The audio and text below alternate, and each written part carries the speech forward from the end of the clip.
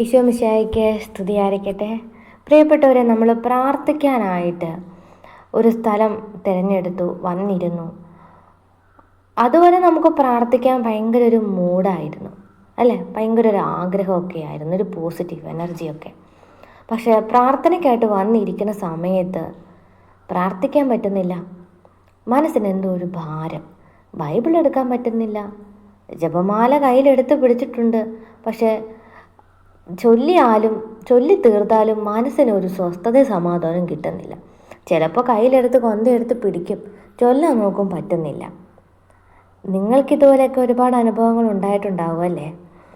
പക്ഷെ നമുക്ക് അനുഭവം ഉണ്ടാവാത്തൊരു കാര്യമുണ്ട്. എന്താണെന്നറിയാമോ?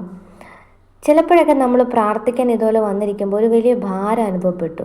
ബൈബിൾ എടുക്കാനും ജപമാല ചൊല്ലാനൊന്നും പറ്റിയില്ല. പെട്ടെന്ന് നമ്മുടെ അടുത്തിരിക്കുന്ന മൊബൈൽ ഫോൺ ഒന്ന് അടിച്ചു, അല്ലെങ്കിൽ ഒരു മെസ്സേജ് വന്നു. നമ്മൾ ചെയ്യുന്നു, തൽക്കാലത്തേക്ക് മൊബൈൽ ഒന്ന് എടുക്കുന്നു. പിന്നെ നമുക്ക് തോന്നുകയാണ്, എന്നാൽ പിന്നെ അല്പസമയം, ഇപ്പോഴോ പ്രാർത്ഥിക്കാൻ തോന്നുന്നില്ല, എന്നാൽ പിന്നെ കുറച്ച് കഴിഞ്ഞ് പ്രാർത്ഥിക്കാം, അല്പസമയം മൊബൈൽ അങ്ങ് എടുക്കാം എന്ന് വിചാരിക്കുക. അങ്ങനെ നമ്മൾ യൂട്യൂബിൽ കയറുന്നു, വാട്സപ്പിൽ മെസ്സേജ് അയക്കുന്നു.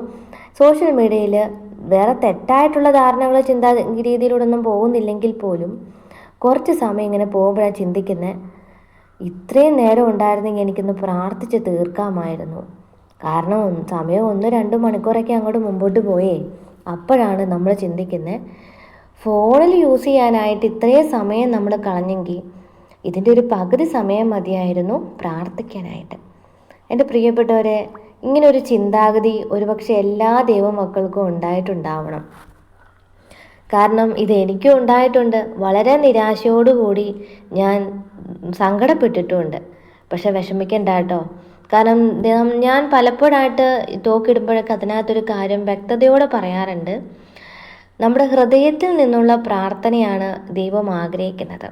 ഒരുപക്ഷെ നമ്മൾ ആഴത്തിൽ പ്രാർത്ഥിക്കാൻ വേണ്ടിയിട്ടോ ദൈവത്തെ മനസ്സിലാക്കാൻ വേണ്ടിയിട്ടോ ആവാം നമുക്ക് ഒരുപക്ഷെ ഇങ്ങനെയൊക്കെ തോന്നുന്നത്. നമുക്കിതിനെക്കുറിച്ച് അല്പം ഒന്ന് വിശദീകരിച്ച് തന്നെ നോക്കാം. ഇന്നത്തെ ഒരു കാലഘട്ടം വെച്ച് നോക്കുവാണെങ്കിലേ നമ്മൾ കൂടുതലായിട്ടും പ്രാർത്ഥനയ്ക്കായിട്ട് ശ്രദ്ധ ചെലുത്താറില്ല. കാരണം നമ്മൾ ഈ ദൈവത്തിൽ നിന്നും ഹൃദയം കുറച്ചൊക്കെ ഒന്ന് മാറി ചിന്തിക്കുന്ന ഒരു കാലഘട്ടത്തിലൂടെ ഇന്ന് പോയിക്കൊണ്ടിരിക്കുന്നത്. പ്രിയപ്പെട്ടവർ, നമ്മൾ ടി വിയുടെ മുമ്പിലും അതുപോലെ മൊബൈൽ ഫോണൊക്കെ യൂസ് ചെയ്യുന്നവരാണ്. അപ്പോൾ ഇങ്ങനെയുള്ള കാര്യങ്ങളൊക്കെ ചെയ്യുമ്പോൾ ഈ പുറമേ നിന്നുള്ള കാര്യങ്ങളൊക്കെ നമ്മുടെ ഹൃദയത്തിലേക്ക് കയറിയിട്ട് ഇത് നമ്മളെങ്ങനെ ചിന്തിപ്പിച്ചുകൊണ്ടിരിക്കുക. ഒരു എക്സാമ്പിൾ പറയുകയാണെങ്കിൽ, നമുക്ക് എതിരെ ഒരു ശത്രു നിന്ന് നമ്മളോട് ഒന്ന് വഴക്കുണ്ടാക്കി, ഒരു അയൽവാസി ആയിക്കോട്ടെ, അന്നത്തെ ദിവസം നമ്മൾ പ്രാർത്ഥിക്കാൻ പോയിട്ടല്ലേ ഒന്ന് നേരെ ചൊവ്വേ ഒന്ന് ദൈവസന്നിധിയിൽ ഇരിക്കാൻ പോലും നമുക്ക് പറ്റത്തില്ല. കാരണം ഈ വ്യക്തി നമ്മളോട് പറഞ്ഞ വാക്കുകളും അദ്ദേഹത്തിൻ്റെ രീതികളൊക്കെ ആയിരിക്കും നമ്മുടെ ഹൃദയത്തിലേക്ക് വരുന്നത്. അപ്പോൾ അത് തന്നെ വലിയൊരു തടസ്സമാണല്ലേ പ്രാർത്ഥിക്കാൻ.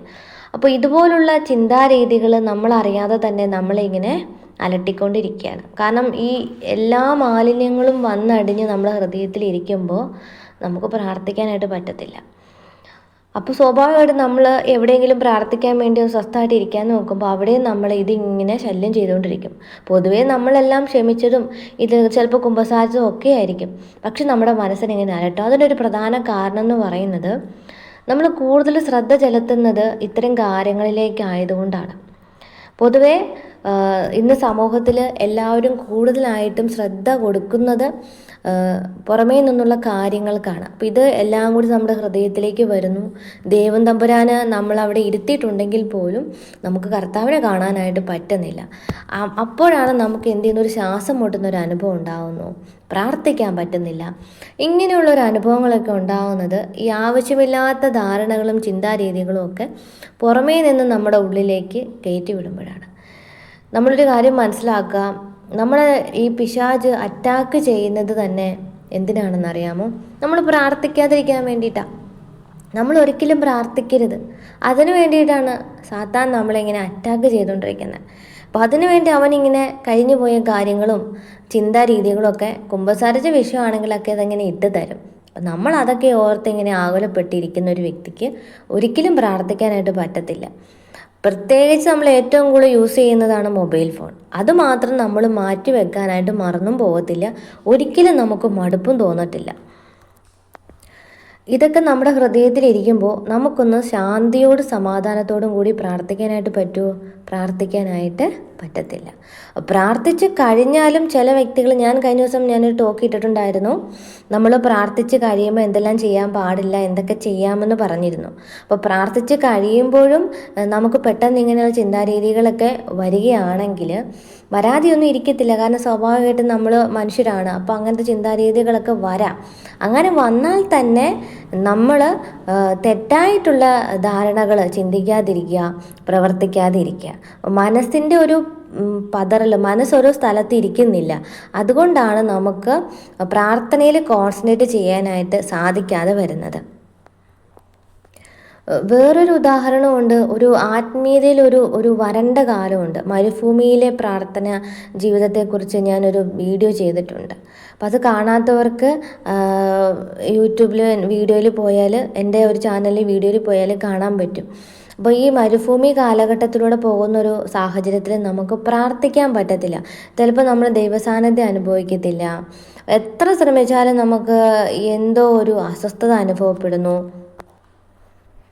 അപ്പോൾ ഇതിൽ നിന്നൊക്കെ നമ്മൾ മനസ്സിലാക്കേണ്ടത്, നമ്മൾ ഇങ്ങനെയൊക്കെ ഉണ്ടാകും, ഇതൊക്കെ സ്വാഭാവികമായിട്ട് ഉണ്ടായാലും നമ്മൾ പ്രാർത്ഥിച്ചോളുക. ഹൃദയത്തിൽ നിന്നുള്ള പ്രാർത്ഥന ദൈവം കേൾക്കാതിരിക്കില്ല. ഒരു വാക്ക് മതി, ദൈവം അത് കേൾക്കുമെന്ന് തന്നെ നമ്മൾ ഉറപ്പിച്ച് പ്രാർത്ഥിക്കുക. ഇട്ടിട്ട് പോവാതിരുന്നാൽ മാത്രം മതി. മൂന്നാമത്തെ ഒരു ഉദാഹരണം പറയുകയാണെങ്കിൽ, നിങ്ങൾക്ക് ഏതെങ്കിലും തരം ശാരീരിക ക്ഷീണമോ അസ്വസ്ഥതകളോ മാനസിക സമ്മർദ്ദങ്ങളോ ഒക്കെ ഉണ്ടെങ്കിൽ നമുക്ക് പ്രാർത്ഥിക്കാൻ പറ്റത്തില്ല. ആവശ്യമില്ലാത്ത ചിന്തകളൊക്കെ നമ്മുടെ ഇതിലുണ്ടാകും. നമുക്കറിയാം, പ്രത്യേകിച്ച് മൂഡ് സ്വിങ്സ്, ഡിപ്രഷൻ, അങ്ങനെയൊക്കെ ഒരുപാട് ഇന്ന് ദൈവമക്കളിൽ ഉണ്ടാവാറുണ്ട്. അപ്പം നമുക്കൊരു പക്ഷേ അതിലൂടെയൊക്കെ കടന്നു പോകുന്നവർക്കറിയാം പ്രാർത്ഥിക്കാനൊന്നും പറ്റുന്നില്ല. ചിലപ്പോൾ നമുക്ക് ആ സമയത്ത് ഒന്ന് പള്ളിയിൽ പോലും ചിലപ്പോൾ പോകാൻ തോന്നാത്തൊരു സിറ്റുവേഷൻ ആയിരിക്കും. അപ്പോൾ ആ ഒരു സമയത്ത് പോലും നമുക്ക് ചെയ്യാൻ പറ്റുന്ന ഒരു ചെറിയൊരു വഴിയെന്ന് പറയുന്നതാണ് ഹൃദയം കൊണ്ടുള്ള പ്രാർത്ഥന തന്നെയാണ്. പ്രാർത്ഥിക്കുന്നത് തന്നെ നമ്മൾ ദൈവവുമായിട്ടുള്ള ആത്മബന്ധം കൂട്ടാനും സ്നേഹത്തോടെ ദൈവത്തോടൊപ്പം മുന്നോട്ട് പോകാനുമാണ് നമ്മൾ പ്രാർത്ഥിക്കുന്നത്. അപ്പോൾ എൻ്റെ പ്രിയപ്പെട്ടവരെ, നമ്മളൊരു വലിയ പണിയായിട്ടൊരു ഭാരമായിട്ട് നമ്മൾ കാണാതിരിക്കുക. പലപ്പോഴും നമ്മൾ അതിനെ വലിയൊരു ഭാരമായിട്ട് കാണുന്നുണ്ട്. അതുകൊണ്ട് വളരെ കൂളായിട്ട് കാമായിട്ട് നമ്മൾ എന്ത് ചെയ്യുക, വളരെ സിമ്പിളായിട്ട് അതിനെ എടുക്കുക എന്നുള്ളതാണ്. പക്ഷെ അതിൽ നമ്മൾ കുറച്ച് ശ്രദ്ധ ചെലുത്തണം. കാരണം നമ്മൾ പ്രാർത്ഥിക്കുന്നത് ആരോടാണെന്നൊരു ചിന്താഗതി നമുക്ക് വേണം. പ്രത്യേകിച്ച് നമ്മൾ പ്രാർത്ഥിക്കാനിരിക്കുമ്പോൾ നമുക്ക് മുന്നിലിരിക്കുന്നത് ആരാണ് എന്നൊരു ബോധ്യം നമുക്ക് ആവശ്യമാണ്.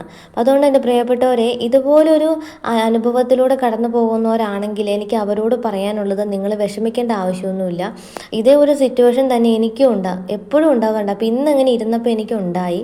അപ്പോൾ പൊതുവേ എനിക്ക് തോന്നി ഇത് എനിക്ക് മാത്രം ഉണ്ടാവുന്നതാണോ, എനിക്ക് ഇങ്ങനെ ചിന്തിച്ചപ്പോഴാണ് ഇതിനെക്കുറിച്ചൊരു ടോക്ക് ചെയ്യണമെന്ന് മനസ്സിലേക്ക് കടന്നു വരുന്നത്.